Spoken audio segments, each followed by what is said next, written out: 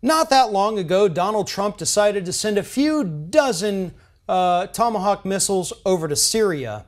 And when he did that, people in the corporate-controlled media could not help themselves from going on the air and saying, wow, Donald Trump sure looks presidential, doesn't he? Doesn't he look so great sending those missiles over there? Super presidential. A few weeks before that, when Donald Trump gave an address to a joint session of Congress, they said, wow, he didn't insult anybody in that speech. He stood up straight. He used complete sentences. He really looked presidential. I have to imagine that if those people in the corporate media who were saying those things, if they had any shame, they probably should be feeling like idiots right about now.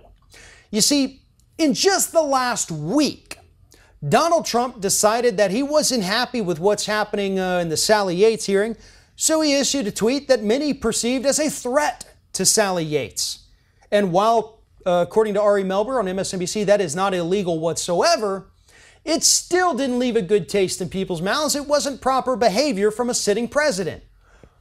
But it goes further than that. Because he's so unhappy with what's happening with Sally Yates, with what's happening with the revelations that Obama warned him about Michael Flynn, his office, his staff, took a quote from James Comey, and they photoshopped it onto Donald Trump's Twitter background, saying that there was no collusion between Trump and Russia for the campaign, blah, blah, blah.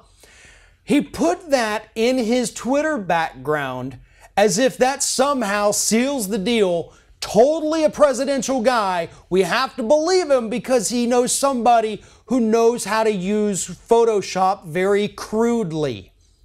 That's the kind of guy that the corporate media a few weeks ago was telling us is so presidential. Do you see the problems here? They're so willing to give him the tiniest bit of credit. I shouldn't say tiniest, the hugest bit of credit, saying you look presidential, just because he doesn't insult someone during a speech, or because he bombed the shit out of another country. That's not presidential, that's psychotic. That's getting people killed. But that's all it takes for the corporate media to call you presidential. They completely ignore this idiot's Twitter feed where he looks like a petulant 13-year-old mad that his parents took away his Xbox. He's not presidential. Can we stop saying that? I don't care what he says the next time he comes out. He's going to do it with snark, he's going to do it with condescension, and he's going to do it as part of a con. And the media is more than happy to always go along with that con because it serves their narrative. And their narrative is that we need more war. War sells advertising because war brings eyeballs. It's a self-fulfilling cycle. That's why CNN and all of the major networks were so willing to push the Iraq War. People had to tune in every day to find out what was going on. Who did we bomb? How many people died? Did we get Saddam Hussein yet? Nope, maybe not. Maybe I'll tune in tomorrow and find out. It brings eyeballs to them, and that's why the corporate media wants to love Donald Trump when he bombs another country or when he sends the mother of all bombs to another country. But all you have to do is look a little bit beneath the surface and see that this man is not presidential. He's not even mature. He's not even an adult.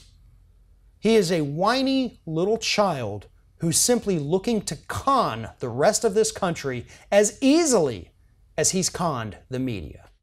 If you like this video, make sure that you like, comment, and share, and most importantly, subscribe to our YouTube channel. And if you want to help support Ring of Fire, go to patreon.com/TheRingOfFire, become a monthly patron to help support independent progressive media.